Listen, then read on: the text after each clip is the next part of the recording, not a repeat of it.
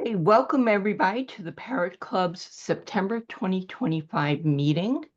Tonight, we're very happy to have Vanessa Kanaan from Instituto Fauna Brasil talking to us about the vinaceous-breasted parrot reintroduction project in, I'm not going to pronounce this right, but Araucarias National Park in Brazil. Dr. Kanaan is the current president of the Instituto Fauna Brasil, a member of the IUCN-SSC Conservation Translocation Expert Committee, and member of the advisory boards of Refauna and Clayhill Memorial Forest. She is the creator and coordinator of the vinaceous-breasted parrot introduction project and a red howler monkey reintroduction project on Santa Catarina Island. She received her PhD in animal science from Purdue University in 2008 and was a postdoctoral fellow in ecology and agrosystems from the Federal University of Santa Catarina. So I will turn this over to you, Dr. Kanaan. Hello, everyone. Good night. First of all, thank you so much for having me. It's such a pleasure to speak to all of you. As you hear on my background, I have a very special connection to the US. I lived there for 10 years. That was a while ago, but I went to college and I got my PhD there. So it means a lot to me to be able to talk to you. So today I'll be talking about our vinaceous-breasted Amazon Reintroduction project at the Araucarias National Park. It's a project that has been running for 15 years in different institutions. Our latest institution is Instituto Fauna Brasil, which is a nonprofit organization that I founded with a few friends a few years ago. And that allows us to raise funds to make the project, be possible. So without further ado, I'm just gonna go ahead and talk a little bit about this beauty, which is the Amazon, the vinaceous-breasted Amazon or vinaceous-breasted parrot. Its scientific name is Amazona vinacea. And in Brazil, it occurs from South Bahia all the way to Rio Grande do Sul, and it also occurs in parts of Argentina and Paraguay. So if you look at the map, it's a green area that takes these three different countries in South America. Unfortunately, this species is endangered, mostly because it's heavily poached from the wild, because people want to have them as illegal pets, and also because of its primary forest that it relies on, the Atlantic forest, is heavily devastated. Today, you can only find small populations of the vinaceous-breasted Amazons in different parts of Brazil, Argentina, and Paraguay, and it's mostly located where we have a little bit of Araucaria forest. Araucaria is also an endangered tree species, so the prospects for their habitat and this species is very bad, considering all the environmental damage that we go through here in Brazil. And because of that, the species has been extinct in a few locations, and the Araucarias National Park is one of these locations. So when we started the project about 15 years ago, the species no longer occurred in that area for at least 20 or 30 years. But I'm going to speak a little bit more of that in the next slides. So as you can see, the vinaceous-breasted Amazon has its name because of this purplish color it has on its chest. And it's a very colorful, amazing bird. It's such a beautiful bird. And it's no wonder people really like it. So let me show you where the Araucarias National Park is, so you can situate yourself. So here we have a map of Brazil. Santa Catarina Island is one of the states in southern Brazil, and the Araucarias National Park is a protected area in the west part of our state. So basically, we do not have this kind of parrot close to the coast. We mostly have it in higher altitudes where we have Araucarias. So as you can see in the map, the red spot is where we have actually the project, but I live in the coast. So most of the rehabilitation work is actually done in Santa Catarina Island, which is about 8 to 9 hours by car from the Araucarias National Park. And the reason for that is that when I finished my PhD and I moved back to Brazil to get my to do my postdoc, I started volunteer at a wildlife rehabilitation center here because that's what I used to do in the US as well. Part of my PhD was rehabilitating animals, and I was a licensed rehabilitator there. So when I got back here, I wanted to continue that work. And it was very different because in the US, most of the animals that I was able to work with, they were in rehabilitation centers because they were either orphaned or animals that were hit by cars. So basically they were rescued animals. And in Brazil, we have a very different scenario. Most of the animals that we work with in rehabilitation centers are actually victims of wildlife trafficking. And I saw a lot of animals actually go through rehabilitation, and some were released and some were not, but the vinaceous-breasted were never released. And I was just returning from 10 years abroad, and I asked the environmental agencies, why was that we were not releasing the parrots? And what they told me is that we couldn't release them because they were endangered. And to me, that made no sense, because it's not that the animals were serving any purpose. They were just dying there. There was no research being done. There was no environmental education being done. The animals were just kept there until they died and nothing was happening. So to me, it made no sense. We were just sitting and watching endangered animals die. So I asked them if I could start a release project. And they told me, of course, that it's a rehabilitation center, so we can't just close an enclosure for a group for a very long time. So they said, okay, you can use this enclosure for 4 months to do your project. And if you were able to do that, then that's fine. So in the beginning, it was just a matter of trying to improve these animals' well-being, to try to give them a second chance since they were victims of human actions. And during that period, I met an ornithologist that was the ornithologist that did all the bird research at the Araucarias National Park. And he said, since you were thinking about doing like a release, working with releasing these animals, why don't you consider the Araucarias National Park? Because I did the bird inventory of this park. It's a protected area now. And it has been, the species has been declared extinct there. So instead of just doing a release, you could do a reintroduction project. And in 4 months, I went from, okay, let's try to improve the well-being of these animals, to, okay, let's start a reintroduction project. And I had no idea what was about to happen to my life. I could never in a million years imagine that 15 years later, I would be here talking to you about this, because I thought it was just going to be a short-term thing. I was doing my postdoc, I thought I was going to follow my academic career. And that's not what happened. So in 4 months, I had to develop a protocol to rehabilitate these animals and try to come up with funds without having an organization to do that, to have all the setup to do a release, and try to define how I was going to monitor these animals afterwards to see if it was actually worth it. And at that time, there were no other bird reintroduction projects in conservation or protected areas in Brazil. And here in Brazil, translocations or releases, they still are, but they were a lot more in the past, very controversial. So to get the licenses to do that kind of work was very, very hard. So I wasn't sure if it was going to work out, but I figured I should give it a try.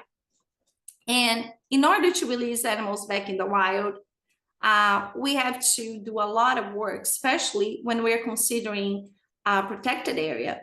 Because if we're not careful, we can transmit diseases to the animals that live in this protected area, or we can release animals that are going to end up in people's backyards and end up in cages illegally again.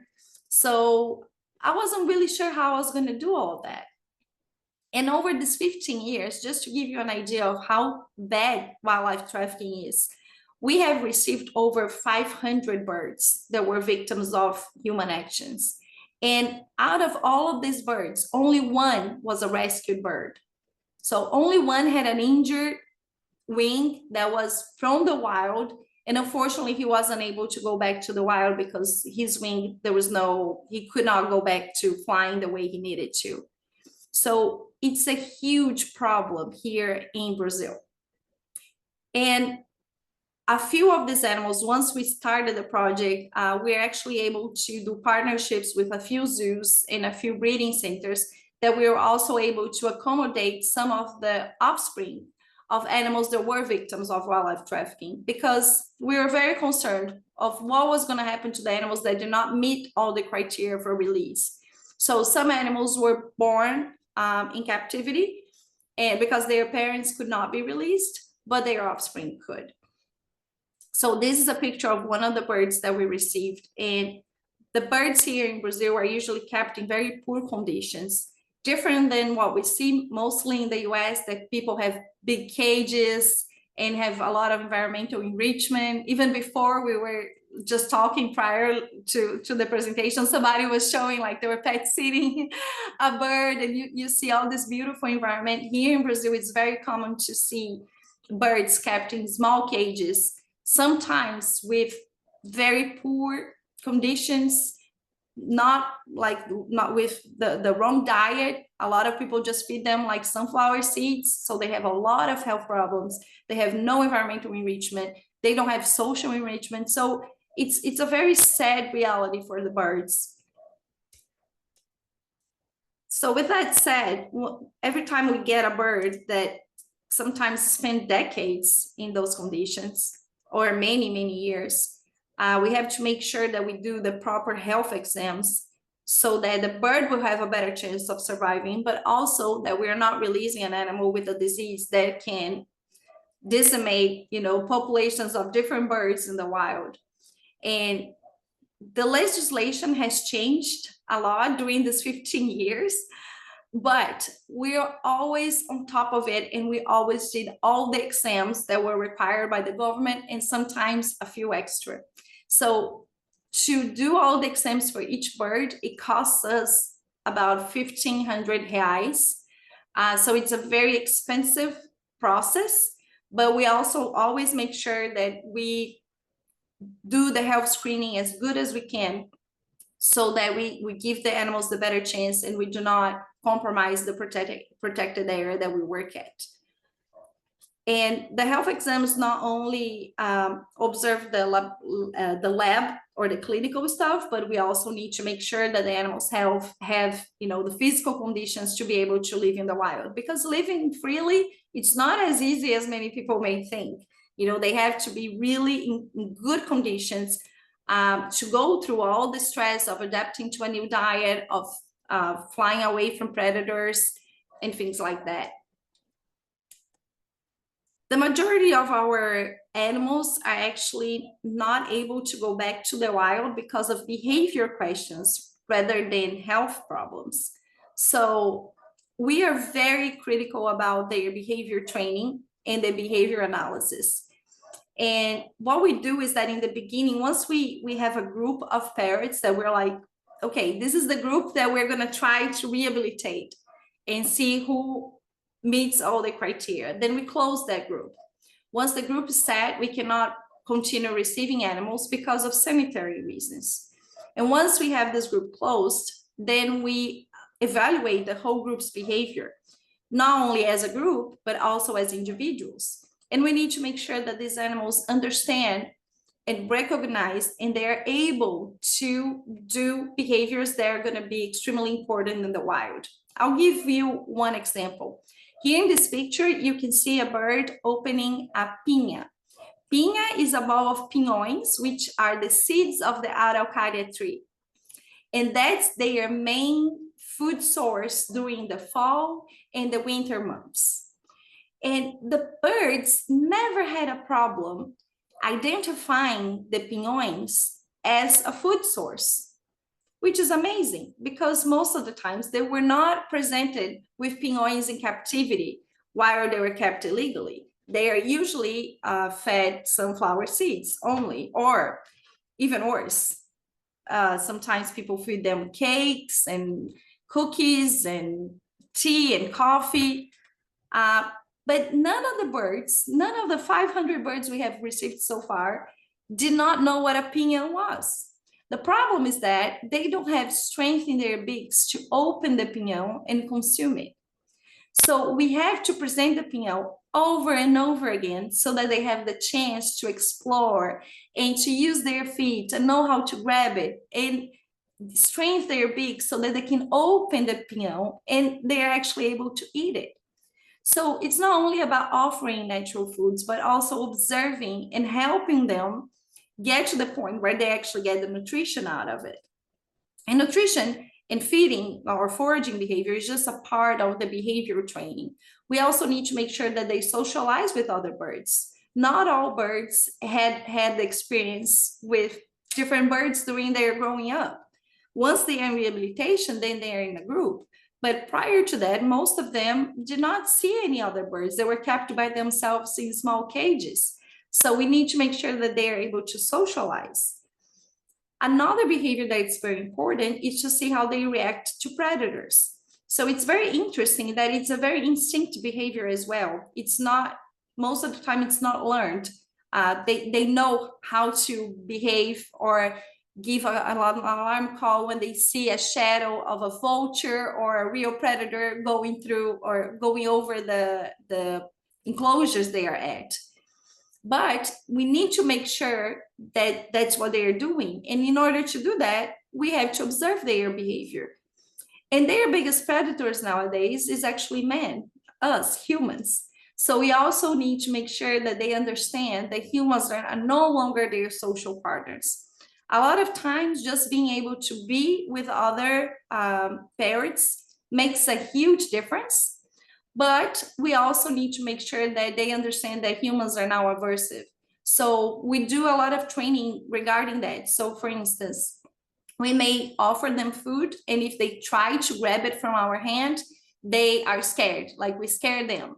But they also have food available away from humans. So they know that the food is not the problem, but approaching a human may be a problem. Also during the flight training, which is another major behavior training, we also use humans to scare them from one side of the enclosure to the other. And we do that because we realize that just providing them with a big enclosure is not enough. It's just like us. If we just stand in a big room, we're not just going to get fit. You know, we have to have a personal trainer to go there and make sure we're running and exercising to get, you know, the muscles that we need. And we do the same thing with the birds. So we use humans to scare them from one point of the enclosure to the other so that they get the proper training. And our data shows that only 5 minutes of flight training per day for a period of 20 days increases and improves their flight ability to the point that they can be released. So it's not very hard to get to that point, but it needs to be every day, like an everyday training routine. And the thing that I like the most about the behavior training and the behavior analysis is that everything that I use with the parrots now, I actually learned in the US. I was actually 13 when I decided I wanted to be a biologist, and I started saving money because I wanted to work with dolphins and marine mammals.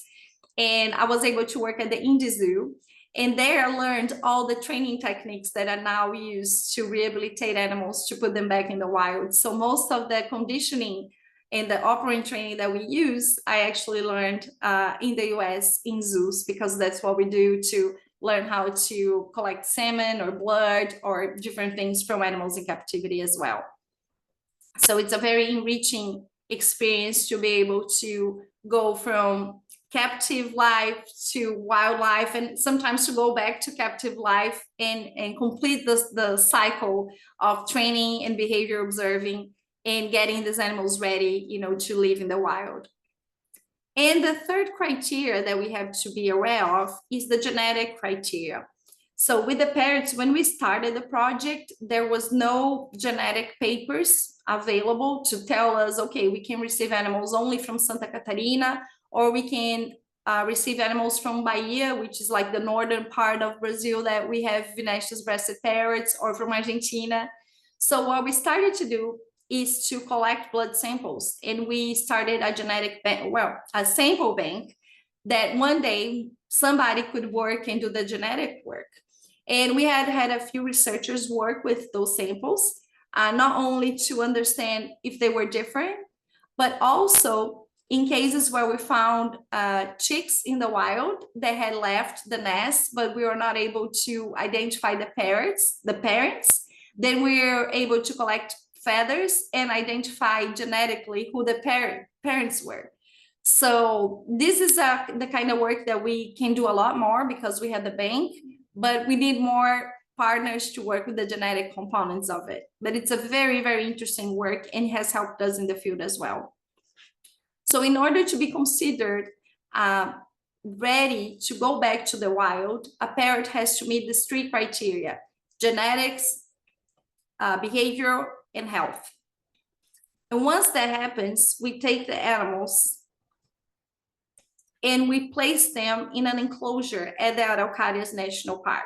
So all this work that I told you so far happens in Santa Catarina Island. So once the animals are ready, those that meet the criteria have to be transported by car 8 to 9 hours to the enclosure that we have at the national park. And this is a picture of what Araucaria forest looks like. So this is these are Araucaria trees. And it's a beautiful, beautiful protected area. If you ever had the chance to come to Brazil, make sure you visit because there's very little left. But it's an amazing environment within the Atlantic forest.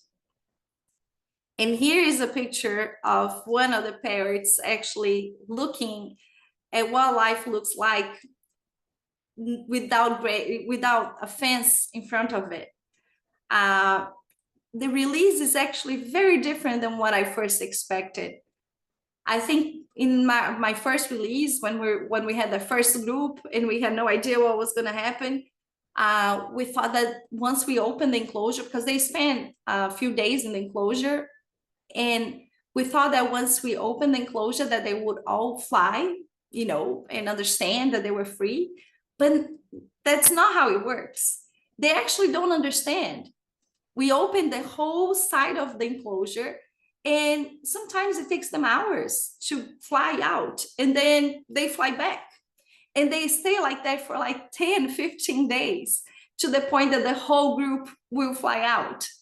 But sometimes we have some individuals that once they realize they're in the wild, they start doing a circular flight, which is very characteristic of this species.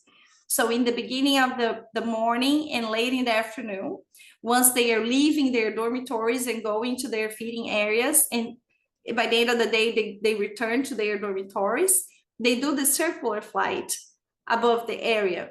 And once we start seeing that, then we understand that, you know, they are understanding they are free. And sometimes the birds will do that within 1 or 2 days after release. And some of them will take 10, 15 days for that to happen. So each bird has their own time, and we sit there on the forest with them the whole time to give them the support that they need. For some birds, for instance, the oldest bird that we know of course, we don't know the history of many of them, but we know one bird that was 25 years old. And we were not sure how this bird would react because he lived 25 years in a cage by itself. And how would he adapt, you know? And so each one of them has a different story. They each one have a different personality, and we have to be there to give them the support that they need. And if they don't adapt, then we have no problem taking them out.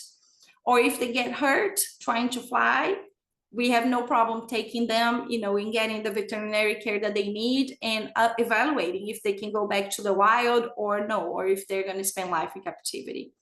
So during this 15 years of project, about half of the birds that we rehabilitated actually met the criteria for release. So out of about 500 animals, about 250 animals were actually released in different events.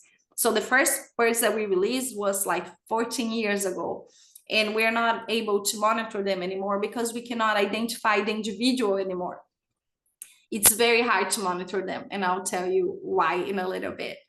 But the animals that we released like 3 or 4 years ago, some of them we are still able to identify, and and we know which bird it is and if they're reproducing or not. So monitoring starts as soon as the enclosure is open. And with time, we win them. So with time, we spend less and less time with them. But the first days, the first weeks, we're actually there all the time. Not only that, but it's a soft release. So we provide them with supplementary food as well. So even though they are receiving natural food in the rehabilitation and acclimation enclosures, we're also providing them captive food afterwards so that they have time to adapt to what life is like.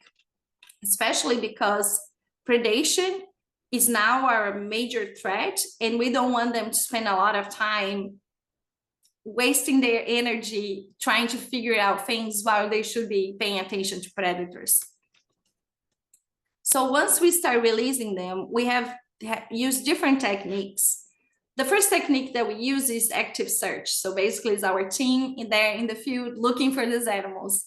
And like I told you, some of them start dispersing in the very first days, some of them are later. So once we open the enclosure, it's madness. You know, we have to be everywhere looking for them and make sure that they're okay. In the beginning of the project, we also used radio collars, and we used an antenna to go after them and to try to locate them with the radio transmitters. That's not a technology that we use anymore. And the reason for that is because it's very expensive to the kind of data that we get. Because we're in a highly dense forest, sometimes we could see the birds, but the signal wouldn't be reaching our antenna.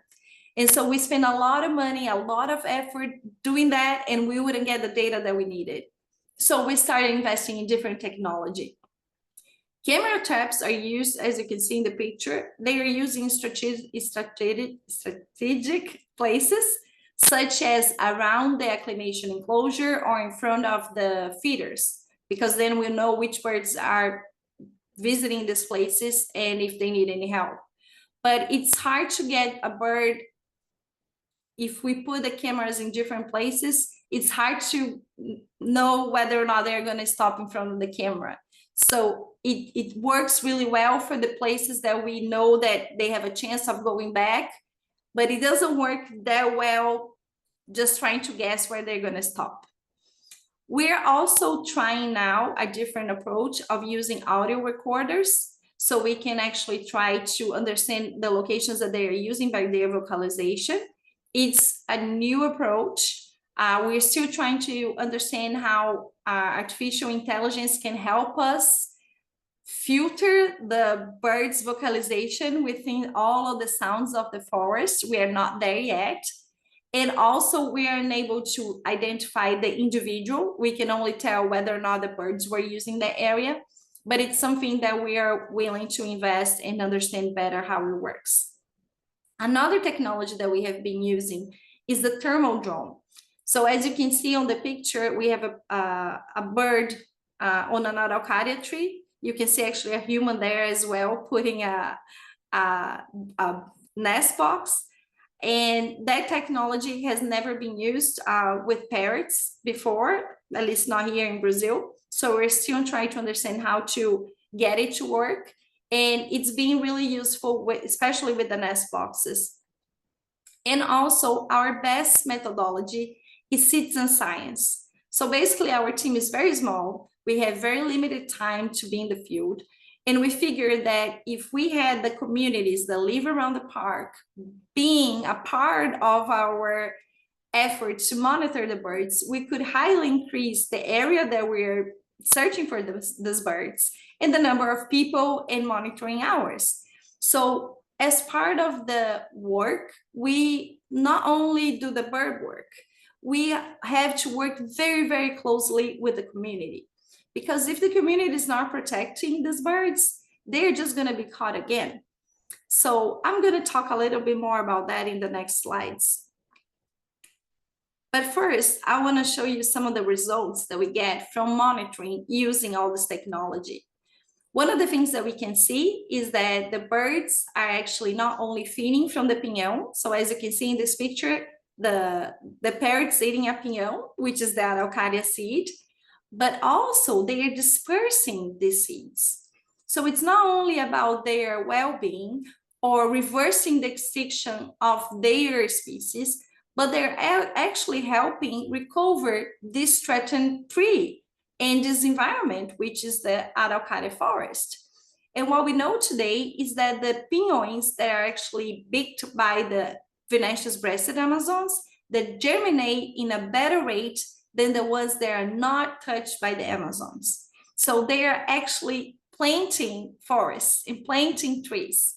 And we are able to know that because we're monitoring the released birds. Also, we have to understand how predation and how mortality occurs. So when we first started the project, their main threats were humans and domestic animals. We have lost a few animals for humans that were not from the community, but captured one bird that we're actually able to locate later. And we also lost a few animals for cats and dogs that were inside of the protected area. So we actually had to fight with the government to remove the domestic animals from the protected area so that not only the birds, not only the parrots, but the animals, the wild animals that existed there could live in peace. And one very interesting data that we found was that about 2 weeks after the removal of dogs, stray dogs from this area where the Amazons use, we saw the return of river otters, of the puma, and different animals using a trail that only dogs used. So the return was really, really quick. But of course, with that, we also have the return of natural predators. And in this image, you can see a margay cat, which is an endangered species here in Brazil, teaching its offspring how to hunt. And this is a very special cat species because they can climb trees. And they were actually hunting a parrot, and they were successful at it, as you can see. But we actually have videos of it happening because this is a PDF presentation. It's only an image, but of course, we don't want the parrots to die. That's not why we rehabilitate and release them. But to know that they are now part of a functioning ecosystem where natural relations are occurring, it's much more special than to know that they were dying with no purpose in a rehabilitation center where they were not planting trees or they did not experience being free and they were not collaborating with anything. Of course, this didn't happen in the day of the release, so this bird was released for a while before he actually got predated, but it's a very interesting data that we are able to get from monitoring birds. And of course, this is the result that we're always looking for, reproduction in the wild. We have had several years of reproduction. One of the main difficulties with this species is because reproduction is not very good. They do not have a lot of survival with the offspring. We experience the same. So we have had a lot of birds using natural cavity, laying eggs, and the eggs not hatching, or we see the birds with their offspring afterwards. We have had different situations, but with time, like this last season, we actually had for the first time the use of the nest boxes that we're installing for years that they didn't care or were occupied by other species. And we actually have 2 different pairs have a total of 7 eggs laid, and these are 3 babies from this past year. And this now we have again the 2 couples that we're monitoring. They started now investigating the next boxes for this season that is starting now in September. So we are very hopeful for more babies this year. And of course, that's a great result because we really want this population to grow to the point that we don't have to release any more birds there. We want them to grow naturally so we can, invest this effort somewhere else where the species needs us. And with time, what we see is that in a place where we no longer saw the vinaceous-breasted parrots, we're now seeing small populations flying around freely, which is really, really cool. Not only that, but like I said, one of my main worries was what was going to happen to the animals that were not able to be released, which is about half of them. And so what we started to do is to contact breeding institutions and zoos that could take these animals.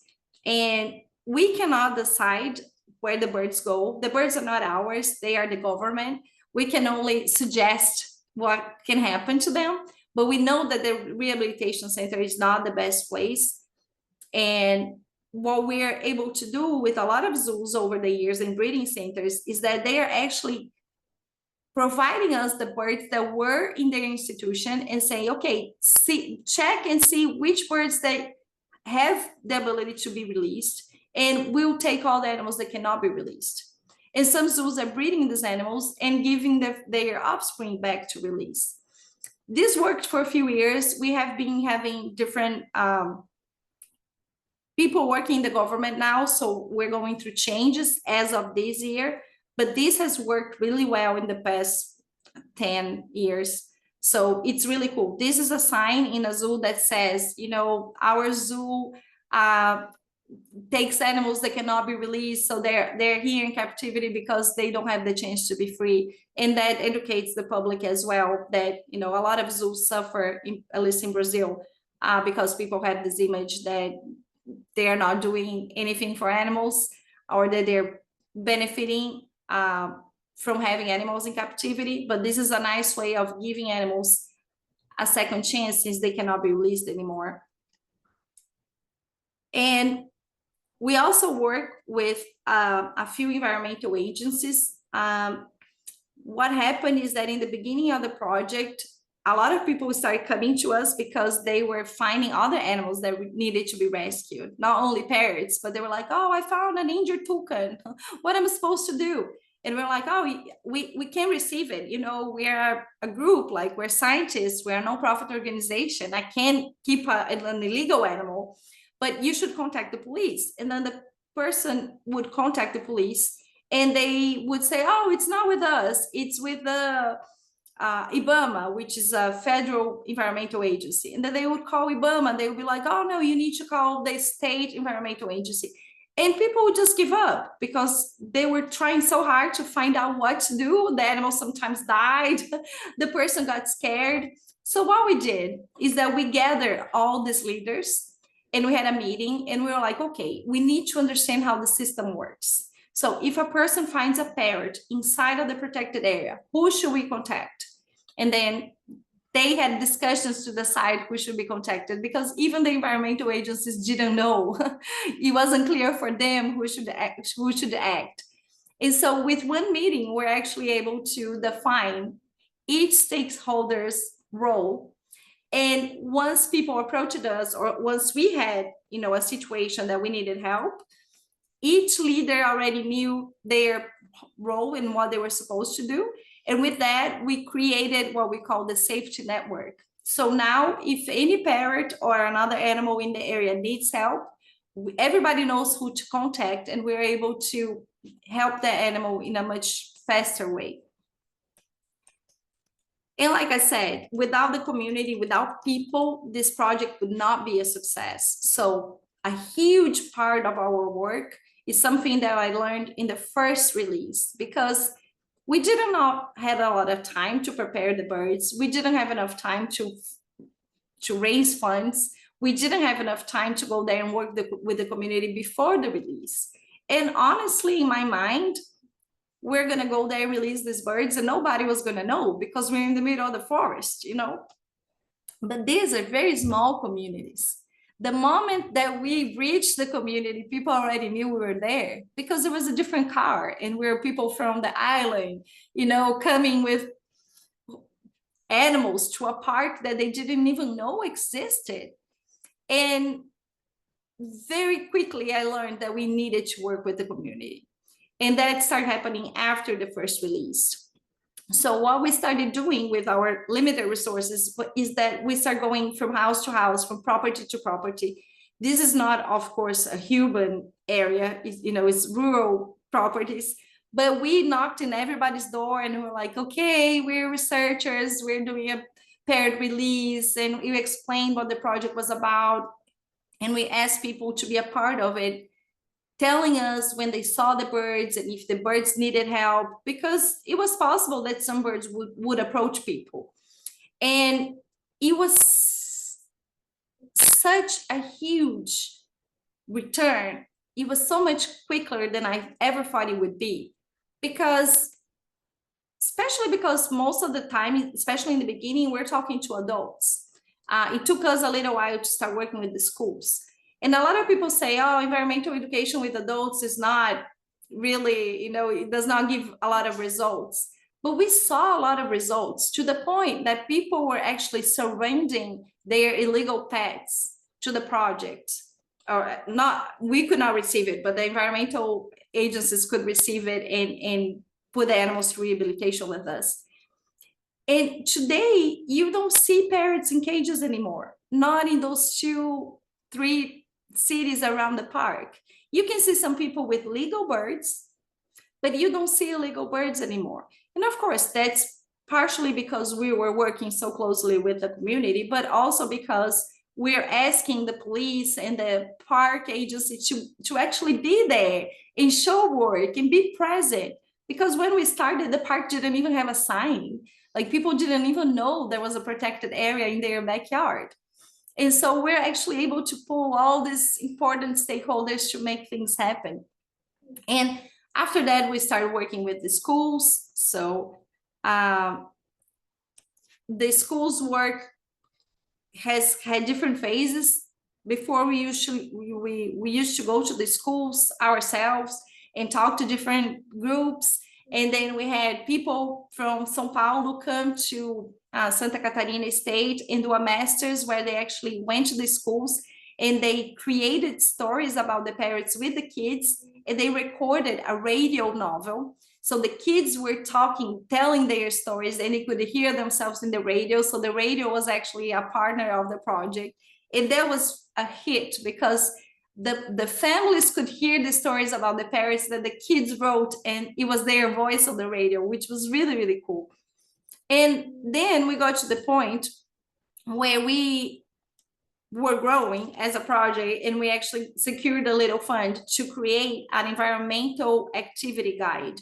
So instead of us just going to the schools, we're actually training the teachers to talk about environmental topics in their classes. And not only science teacher, but the math teacher, the Portuguese teacher, the physical education teacher. So the activity guide has different activities for all ages and all different disciplines. And up to now, over 800 teachers have been trained and received this free material. The material was created based on what they said that they needed. So just to give you an idea, when we started the project, they did not have internet access. So we couldn't do digital things. We had to do print, booklets, and they asked for CDs. So if you look at this picture, you can see a CD, because that's what they had access to things. And of course, nowadays, not all schools, but most of the schools there have access to the internet. So this is a material that we have been improving over the years. And it's also available for free on our website, so anybody can get a reach of it. But each activity was tailored to the reality of the communities that live around the Araucarias National Park. And also the activities are able to be performed without any funds. So for instance, we teach them how to create paint with natural things that they find around their school or their communities. And we teach them, for instance, how to do bird watching activities. And we provide them with a small bird watching guide, which you can see on the picture too. And we have started actually working with tourism, but I'll tell you more about it in the next slides as well. But the idea here is that with the teachers being trained, we could reach a much greater number of kids than our small team could reach, in each visit that we do to the park. And recently, we were able to actually have a container donated to us, and we are setting up an environmental education center here in Florianopolis. Recently, we received the visit of Axel. He's the chair of the IUCN Conservation for Translocation Committee. And we're gonna inaugurate this container next Saturday. So this is the first time in our history that we're actually gonna have a place where we can receive people instead of only us going to people, going to their properties or their businesses or their schools. Now we're actually gonna be able to have people come to us so we can tell this story. And the container tells the same story I'm telling you. So you can see the threats that brings the animals, all the different species that we work with to be endangered species or they're locally extinct somewhere. Then we talk about the rehabilitation process. Then we talk about release and monitoring. And then we talk about environmental education and how we help communities increase their income with conservation strategies. So we are very excited about that. And one thing that we realized very early on is that one of the reasons people get animals out of the wild is for economic reasons. And when we started there, we knew of people that were going to the park and offering people 50 reais for a pair of any bird species. And we were like, it makes no sense for us to do all of this work, to work so hard to give the animals freedom and the chance to collaborate with their environment if somebody's coming from outside and offering so little money for 2 lives. So we need to have people understand that they can actually get money from protecting these animals instead of the other way around. And at that time, the park was not open to the public yet. So we started working with the local women and we started developing handcrafted products. And these products actually had the birds as a theme, but then we were changing to other things too. So they started with the parrots, but then they were doing araucaria things, and then they were serving other conservation projects. So they're doing giant armadillo things. So it was really cool. And these are 5 of the women that participated in the first phase of the project. And one of the things that I love the most about this project is that it started as a way of generating income for these people that live in the community. And of course, they became ambassadors because they were living there and people are actually going for them to ask for information about the parrots and, to ask for help if they found an animal that needed help and so on. But then when we were and part of this process was not only to have them create these products, but we also brought people from outside to train them. So we actually had people teach them about how to be entrepreneurs. We had people come and talk to them about conservation. We had people come and talk to them about how to make this product. So we actually trained them in different aspects on how they could become, more than what they were already doing, which was a lot because they were mainly housewives. And we're doing interviews with them before we ended the project after a few years. And we wanted to understand how much their income had increased. And it was about 62% increase on the household income. So for us, it was significant. But when we actually interviewed them, that was not what they said was the most amazing change for them.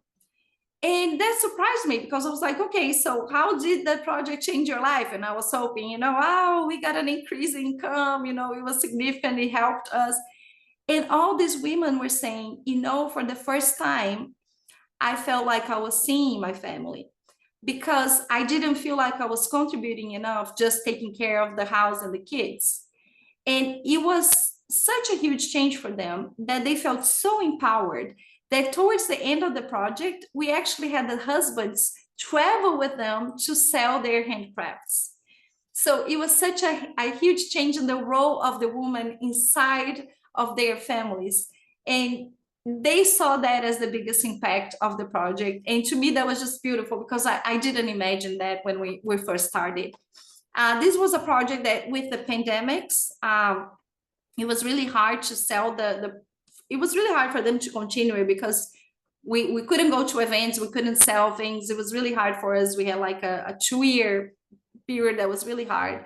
And then at that time, the park actually opened. So we started working with tourism. But during the years that project lasted, it was so amazing. And up to this point, the women are still very close to us, and it was an amazing experience. But after the pandemics, we had a boom on people wanting to visit the park and being outside, and the park was now open. And we're actually able to start working with tourism. And this is a picture that to me is very significant because this is the first time we actually had groups from the US and Europe come to the Araucarias National Park to visit a conservation project and to do bird watching. And you can see these bird watchers in this picture. And what's really special is that on top of the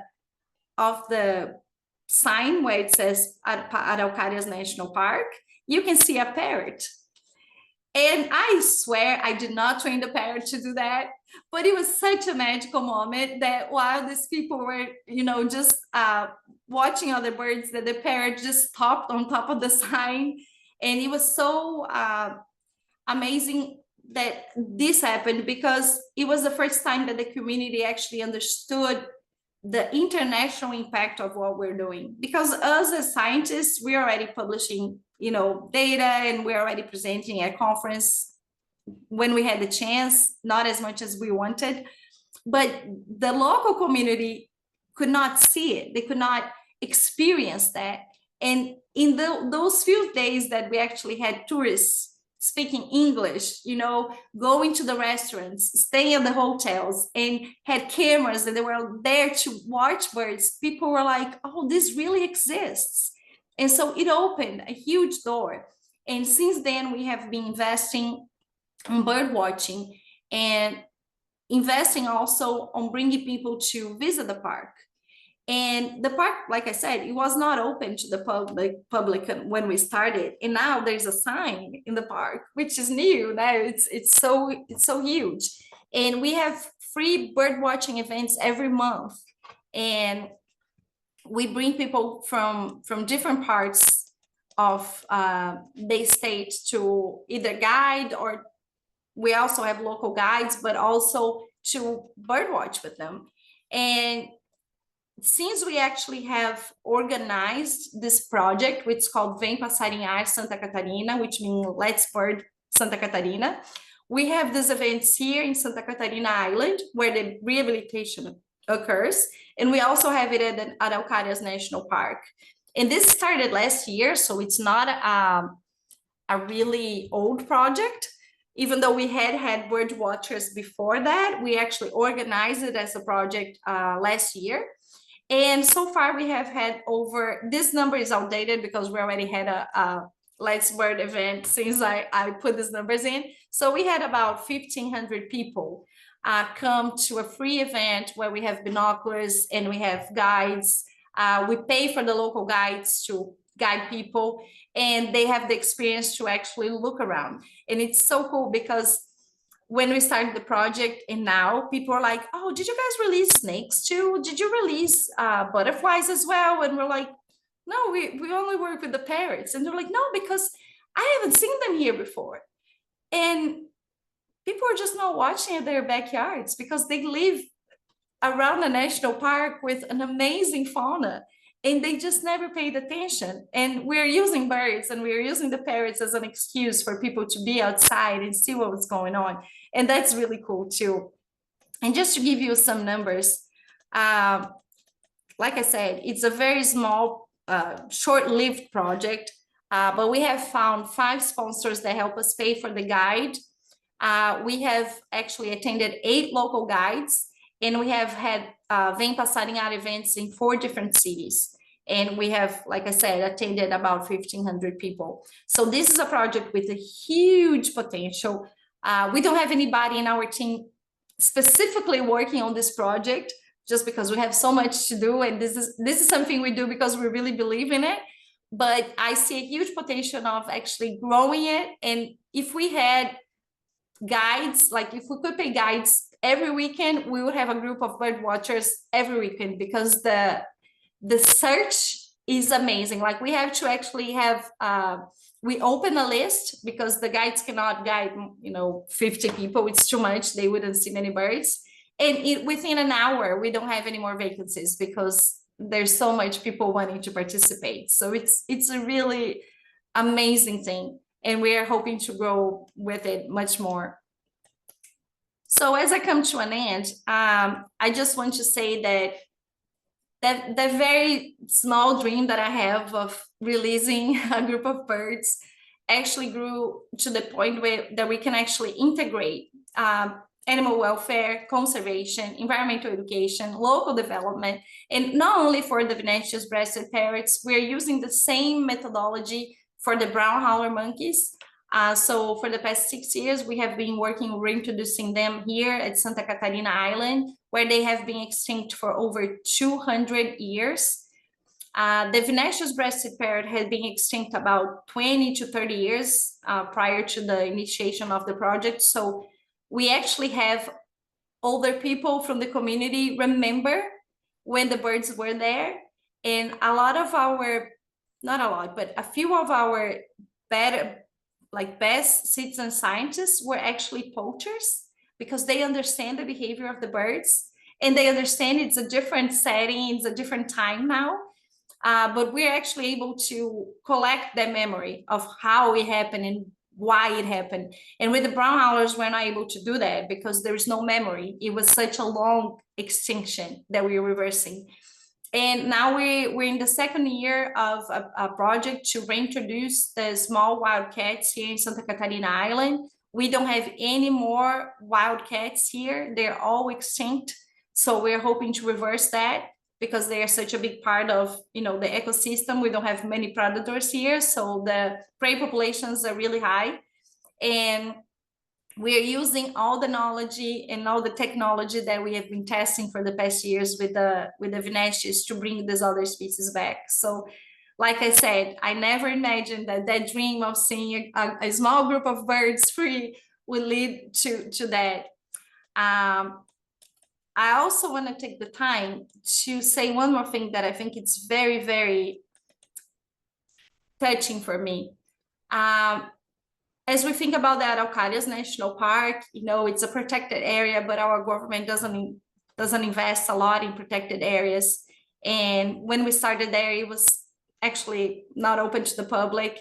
And over the years, the government actually invited the population to choose the elements to do the logo of the Araucarias National Park.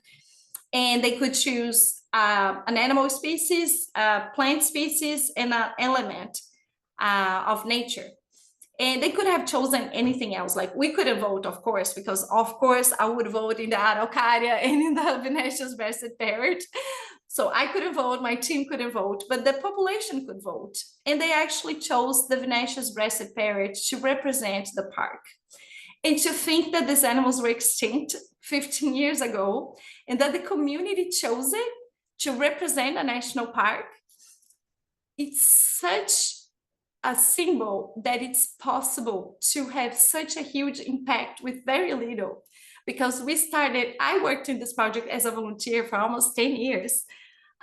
We didn't have funds to do, the first releases. We're just begging people to do it, as partners. And I'm here presenting to you today the work of a lot of people, dozens, maybe hundreds of people over these years.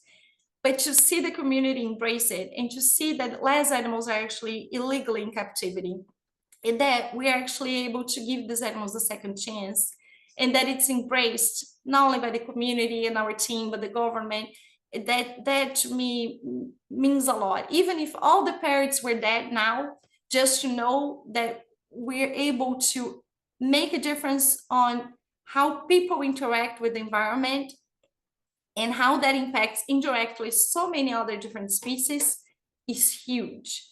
And with that, I wanna bring the power of people and to make an invitation. And I just say that we are a non-profit organization. We're a very small team with big dreams. And if you or anybody that you know would like to collaborate, be a volunteer, help us spread the word, any way that you can think you can collaborate, we're very open to it because we need it. We only believe that we're able to get these results because we work closely with other people that share the same passion. And if you're here today listening to me after an hour, it's because you're very passionate about it too. So I'll just leave this invitation that if you see any way that you would like to be a part of this, you are more than welcome to. I would love to hear more from you and to have you part of it. I'm going to leave you our contact information. I saw that somebody already put us our link on the chat. So if you want to visit our website, it's in English as well. We also have social networks. So if you're in Instagram, LinkedIn, YouTube, we're trying to work on a little bit of all of them. You can follow us. We put pictures and videos and we tell you guys when we're in the field, and it's really, really fun. And of course, nowadays we have three major sponsors. One is from Germany, it's ZAGAP with Wilhelm Azul.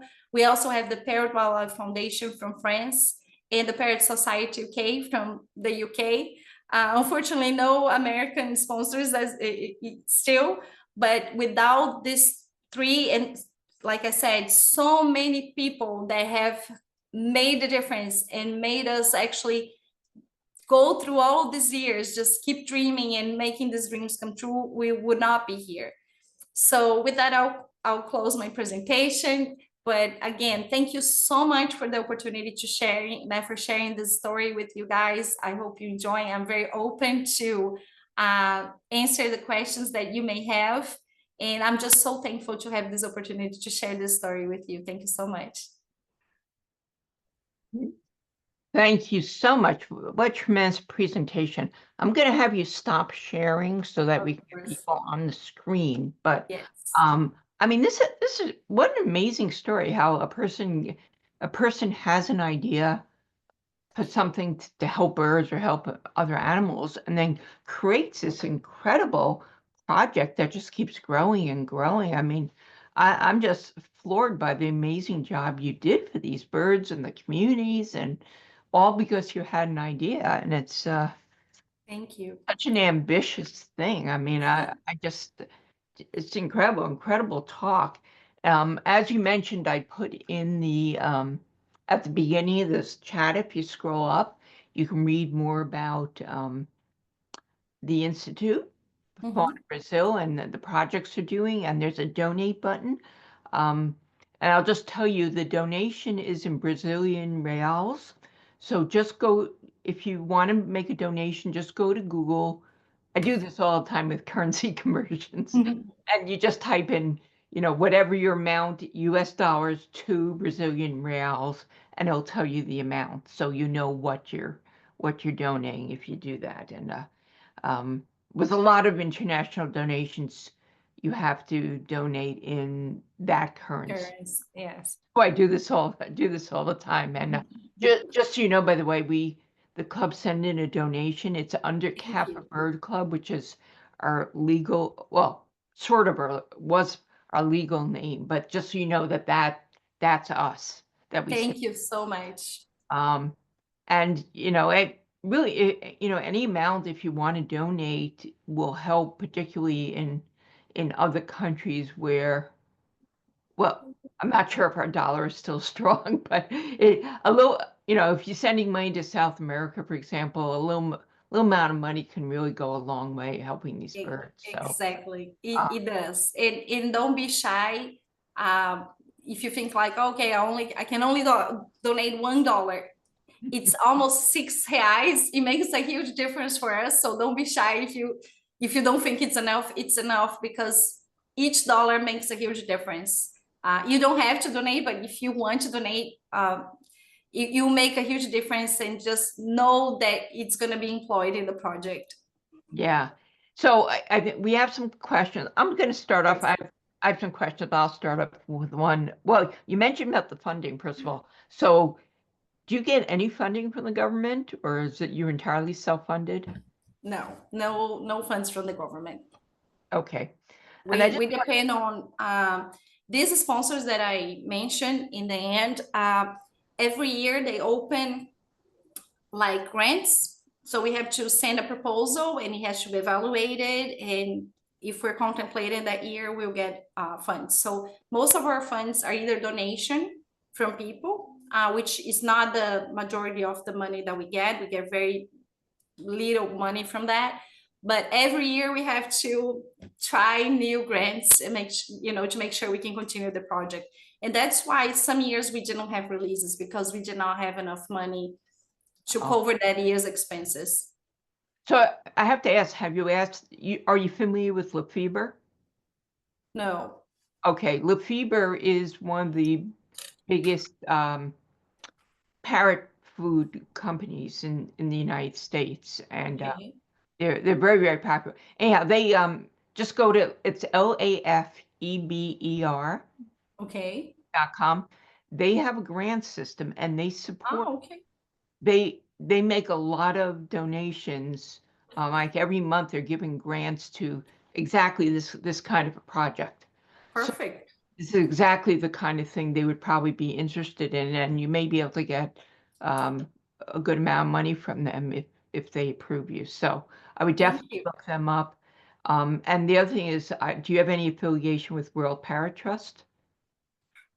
For the first release, they donated 4 radio collars. Oh, nice. It was because we had a volunteer from them come and help us with the first release, but then we didn't have a release the year after that, and then that person was not our contact anymore, so we were not able to continue with that.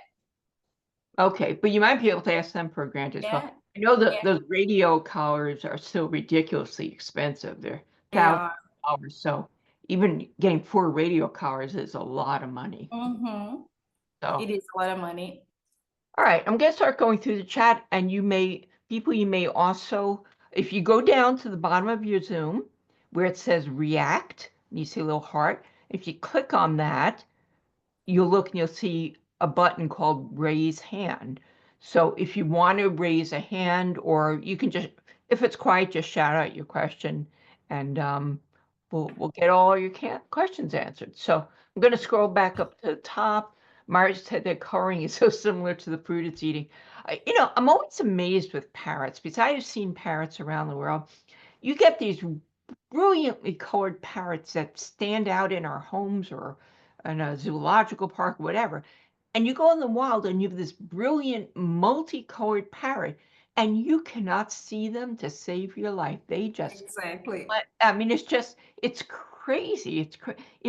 I went to Australia and there were these parrots that were magnificent, and you could not see them. So I think, blending into the food they eat is one of their adaptations, I'm sure. It is. And the araucaria tree, like it has its modified leaves. So when you look up, they're not green. They match the purple color. So it's really hard to see them. It's crazy. Yeah. Frank asked what type of cat is that. You actually answered that, right? It's a margay, yeah. Yeah, so, the babies. Myra said, I may have someone, the son of a friend who's going for his PhD focusing on birds. He's been studying outside the country. I'll mention this. Yay, thank you. Bill says, I want to first thank Dr. Kanaan for a beautiful presentation. May I ask where her real and authentic love and passion for birds, animals, and nature comes from? Her love of animals is incredible. Well, thank you. It was actually when I was 13, I was actually able to do an internship to the US, and I stayed with a host family, and they took me to an animal park. And I decided right there that I wanted to be an animal trainer. I'm from São Paulo, which is a major city. So my interaction with wild animals was very little. I never thought, like I would go to zoos, but I never thought you could actually do this kind of work. And when I saw that interaction, that's what I wanted to do. So when I was 13, I decided that I was going to start saving money, because in Brazil, we don't have marine mammals in captivity. and I was going to go to the US and I was going to study, and I kept in touch. Back then we didn't have internet, so I used to like write letters to the trainers to see what I should study and how to get to a career like that. And that's how I ended up doing my bachelor's in the US. Of course, during my studies there, I fell in love with other things. I learned about science, I learned about rehabilitation, and I was able to get a lot of volunteer experience. So I was a wildlife rehabilitator. I actually worked at the zoo. So I actually was able to do a little bit of different things that helped me put this puzzle together to do what I do today. That's why for me it's so fulfilling, because I get to work with them in captivity and also in the wild. But I would say it's just the sum of all these experiences that was driven by this passion after I visited this institution during my internship that led me to this point. But I would never imagine, because being working in opening a nonprofit organization, or trying to follow this career path, is not something that we are taught in Brazil that it's possible. So I never in my life imagined I could follow this path, and I like to study, so I got my PhD. I thought I was going to be a teacher or a research scientist, but life took me this way, and I'm very fortunate that I get to do something I love. It's hard, but I'm thankful every day for being able to live this. And the parrots are so much luckier that you decide to choose this path. So I'm lucky. I hope they are too, but I'm lucky that I actually was able to be in that place at that time and see them, and I had the strength and met the right people to follow with this, because it would be so easy for them to just say, no, you can't do it, and we went against all the odds. We were able to do the first reintroduction project in a protected area in Brazil. Nobody knew, it's so, in Brazil, it's so much easier for them to say no when they don't know how things are going to go, because everybody gets so scared. But we were lucky on the way, and I was lucky that they were my driving force. wonderful. Gayla writes, "You're a beautiful person with your passion to help these parrots. Your enthusiasm is infectious. I love hearing about your evolution of your project and organization. Are there other species of parrots in the area?" No, thank you, first of all. There are no other Amazons in the area. There are other species of parrots, like, let me try to remember their common name in English, but Pionus maximiliani. Yes, Pionuses. Okay, we have those. We have some smaller parrots. Let me open Google Translator. I'm sorry, I don't know many of the common names in English, so I'll have to cheat. Yeah. Cuyu. So we have, let me see in English.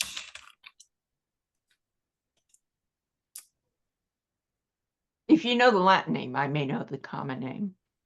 Pionopsita pileata. I don't know that one. It's a very small, let me see if I'll try to put it on the chat. One thing I mentioned that's really cool, in some of the pictures, they have a fan that goes up and back, which reminds me of the hawk-headed parrot, though they're not related at all. But it's funny how they both develop. And I don't know of any other Amazon parrot that has that fan-like thing that goes up. Yeah. When I sent out the invitation, I put that picture in because I thought that was such a cool picture, that beautiful bird. Yeah, we have another species, but it's not an Amazon that does the hawk. Yes. The Exactly. I don't know the name in English, but it must be the same one. In Portuguese, It's called anacan, but we have no other Amazon that does that. And the vinaceous-breasted, that they do that, and when they're excited, they get all puffed up. Oh, it's so beautiful. That's why they put the fan up when they're at a sign of excitement. Yes, yes. So they're kind of like the equivalent of a cockatoo crest. Yeah, it's not so much like this, it's more like the whole neck. But yes. Yeah, just like the hawkhead or even the harpy eagle. Yes. Okay. But I put it on the chat, the name of the other it's a very small kind of parrot. It's also green and it has a little red as well, but it's a lot smaller.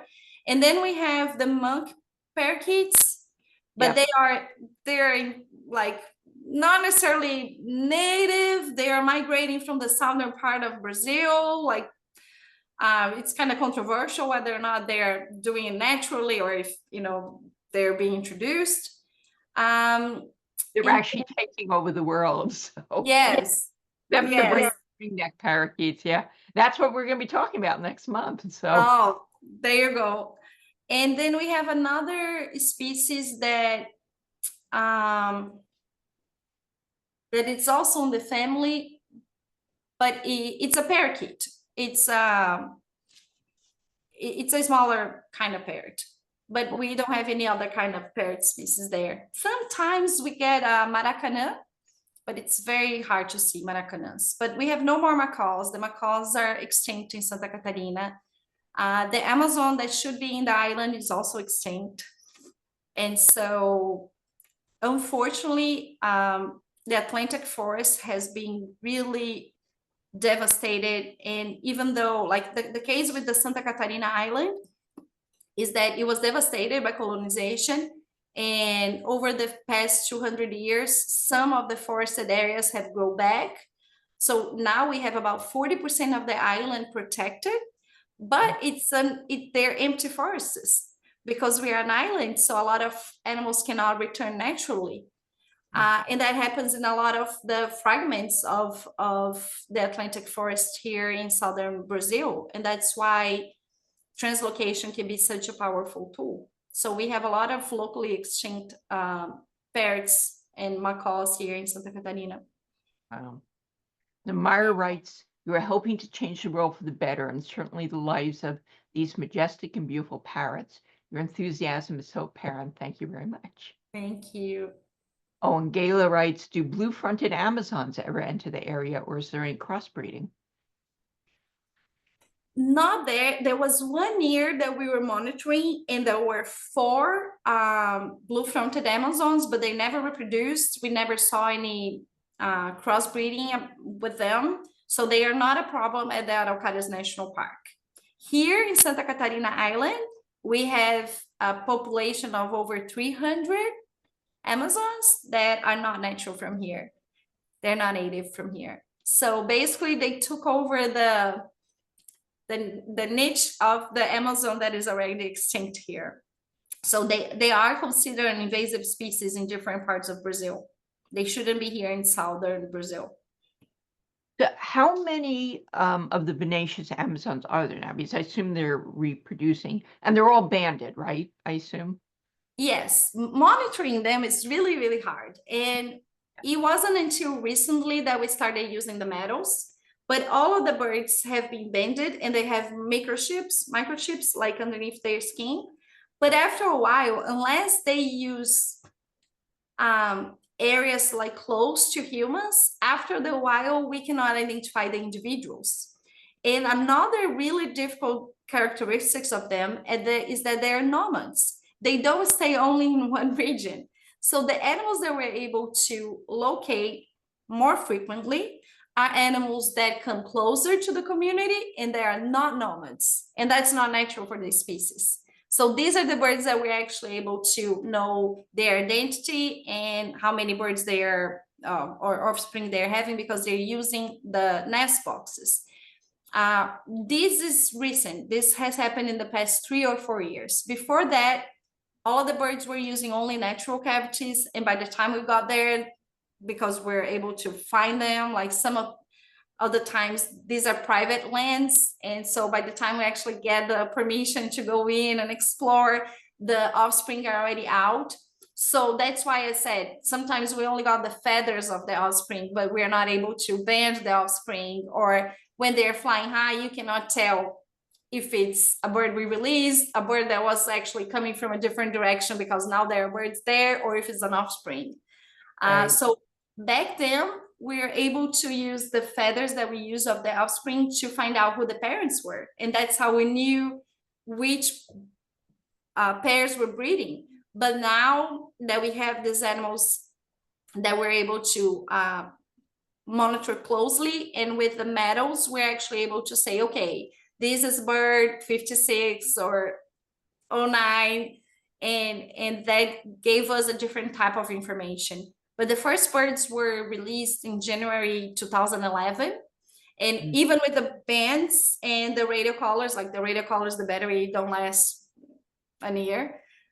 It's really hard to tell who they are because they're not approaching people and we don't know. What we do know is the animals that we find dead or predated, so we know for sure they're not in the population anymore, or the animals that we consider are the animals that we're actually able to see the metal or the identification. But when we see them flying up high in groups of 10, 15, we can tell if it's a bird we release, an offspring, or another bird that came from somewhere close. Speaking of nest box, because you brought this up a few times, do they use natural cavities, or do you have to provide all nest boxes, or are you just supplementing because there's a shortage of trees for them to nest in? We're supplementing because one couple, 4 years ago, one couple decided that they wanted to destroy somebody's house roof. But prior to that, we never had the use of nest boxes. We installed a lot, and they were either taken by bees, African bees, or by other species. Yeah. Especially species of it. It looks like a woodpecker, but it's not a woodpecker. It's called arapaçu, and they love our nest boxes for some reason. So the reproduction of the first few years were natural cavities. And then when this pair decided that they're going to do it on the roof of this house, we were like, okay, this is not a good idea. Let's work with this property. It's the first property after the park. So it's a rural property. And we're like, let's put a nest box here, because for us, it's much easier to monitor a nest box and to be able, to be in touch with the people of the property and to go in. So we decided to do that, and that worked. And then another couple came and started fighting for this nest box. And then we were like, okay, let's put another nest box. And so 4 years ago, we had these 2 nest boxes with 2 pairs. And then there was a big flood, a big rain that flooded one of the nest boxes. And so they started using the same nest box. We are actually trying to publish this paper right now because we haven't found another project with Amazons where we had 4 Amazons sharing a nest box with eggs in it. But the eggs didn't hatch. So the next year we put the nest boxes farther apart, and then the 2 couples went back to the area. They laid eggs, but the eggs didn't hatch. So last year, one of the couples laid 4 eggs, the other one laid 3 eggs, and 3 eggs actually hatched, and the offspring actually got out of the boxes, but the 4 didn't hatch. So we're looking forward to this year to know what's going to happen. Another thing is that we don't know how old these birds are. So we don't know if they are, if they are all in reproductive, if they're capable of reproducing or not. So that may influence as well their reproductive success. But if you look up, like in the red, the IUCN Red List webpage, you see that one of the major threats for this species is because they have very low successful breeding. Even natural populations, our birds have gone through so many different traumas in their lives, and to get a species that's already hard to reproduce after so much trauma, it's even more special. But we're looking forward to seeing what's going to happen this season with these nest boxes. And the others, it's what I said, like we can monitor the groups, but to find a natural cavity in time to see the babies is really hard. And do any of them ever fly off the island, or they all stay put on the island? The birds are not released in the island. The island is only where they are rehabilitated and where we release the brown howlers and the wild cats. The Araucarias National Park is on the west part of the state. Remember the map? Oh. So it's an island if you consider vegetation, because all around the protected area is mainly plantations. But they are nomads, so they move around. Like sometimes we'll get a report of a bird or a couple of birds in one city, and then the next morning they're already in another city. So they fly around very, very much. So it's really hard to monitor them. Okay. And then Gayla says, have you thought about Oh, actually, are you in contact with other bird rescue organizations, or do any contact you for advice? And then have you thought about advertising to have other sponsored nest box like they do with the blue macaws in Bolivia? Yes, I'm actually gonna open the name of the parrot. The Parrot Release Network. Actually, you were saying that Donald's gonna give you guys a talk. Yes. So we are part of the Parrot Release Network, which is we're actually all met 2 years ago. We had a congress, a neotropical congress, ornithological congress here in Brazil, and we actually had a symposium, so a whole day of only talking about parrots releases. Now in Brazil, after 15 years, we have other projects that works with parrot releases. And so, yes, we're in touch with other projects as well. We share a lot of information and not only good things, but the bad things. Here in Brazil, now we're going through a really hard phase where the government is taking away the release license from a lot of projects. So we're having to try to find different ways to continue working. So these things actually get us to work closer with each other. But we also share a lot of, like, I have visited other release projects. I'm part of different committees as well. And through IUCN, I'm actually able to connect with a lot of people. But there's not a lot of projects that work with this species specifically, so sometimes challenges that we have are not shared with others just because of the biological difference between the species. But we exchange a lot of information, and that makes a huge difference. We have in the past had a sponsorship, not for nest boxes, but for release parrots, and the people could name a release parrot. If they paid like an amount, they could name a release parrot, and then we gave them information. And sometimes it was really hard because after a few months you cannot identify the individual anymore. And I'm the kind of person that I can't lie. If I tell you, you're gonna get the information about Jade, which is the parrot that you named, I have to find Jade and give you the information. So we were not able to give information for a very long time after the release because we couldn't identify the animals anymore. But we haven't done that since we started using the nest boxes or the metals. So maybe today would be a little bit different. Yeah. Yes, a great idea. Might be a better idea because the nest box isn't going to fly away. Exactly. But what could happen is that the eggs could not hatch, like last year. That happened. But that's okay because the blue-throated, was it the blue-throated macaw network? You sponsor a nest box and you get to name the nest box, whatever, but eggs may or may not hatch in there. That's fine, but it's, you have sort of ownership of this nest box. So I think they do really well with getting nest box sponsorship. I remember many years ago, South Bay Bird Society sponsored a nest box for them, and we're doing so again in the future. Yeah. But one year we were like one of the only ones that had eggs that hatched. Oh, wow. And I saw the article when I had moved to Colorado about the California Bird Club and their success. Yeah. Wow. Cool. That's a great idea.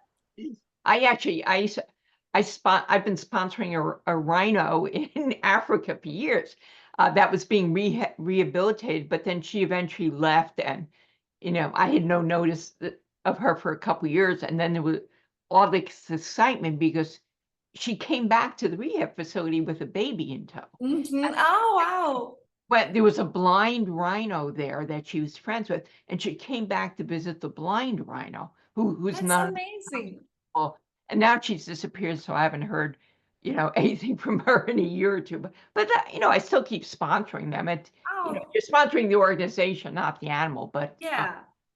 still, Oh, it's that's amazing to know that, because I always think that the sponsor will be so frustrated, if it's not successful, because not everybody understands that it's not in our power. No, we do our best for it to be successful, but sometimes it just isn't. But it's great to know. Like I wrote it down. We're going to start doing it again.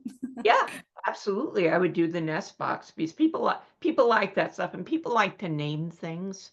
Yeah. They like to know that there's a nest box in the middle of Brazil that has their name on it or their Yeah. name on. People like that stuff. So Yeah. No, this is excellent. I wrote it down. We're definitely going to do that. We have 2 nest boxes this breeding season, and we're just starting it now. So our team was in the field this week, and they came back and they were looking at the camera traps, and they're already investigating the nest boxes. So maybe this is the right time for it. yeah, there are a lot of things you can look into. So but yeah, it's getting late. Does anybody have any last questions before we wrap up? Oh, Gayla, have you been in contact with any large TV media groups? Here in Brazil, we're able, like, sometimes, like, if especially in the beginning when we had a release, then the media would be more interested. But our team is very small. We don't have anybody working in communication, so we attend when there is a demand, but we don't have many good connections. But if you know of anybody, or you'd like to help somehow in that aspect, like, we have a lot of video and media. We welcome people to come visit, but sometimes we just don't have the resources to do it all. Sure. But it would be amazing. And also I'm going to leave here my email address on the chat. So I have not been in touch with Julia Scardina from SeaWorld, but if she's a good contact, you can also get us in touch. SeaWorld was actually the place I visited that changed my life. That's where I decided I wanted to be a dolphin trainer. So it means a lot to me. Wow. Yeah, if anybody here is from another club and wants to let them know. I was very contacted today by another club asking for Vanessa's information because they want to invite her to speak as well. So the more people who learn about these organizations and spread the word, the better it is. And exactly. I actually got Vanessa's information from a speaker we had a couple of years ago who said, she's a fabulous speaker. You have to get her. And I had her on my list and finally contacted her. So he's so kind. He's so kind. You all are very kind. I'm very, very thankful for this opportunity. I'm leaving you all my email address. Please feel free to write me if you have any questions, any ideas. If you, like I said, this is supposed to be an invitation more than it's a presentation. So if you see anything you're interested in helping us with or being a part of, that's what we're made of. And to me, it means a lot to be able to talk to you tonight. I appreciate you all staying here listening to me, even though it's late. But it has been a real pleasure. And I hope we all get to keep in touch and meet again sometime soon. Well, thank you very much for coming. I'm going to stop the recording now.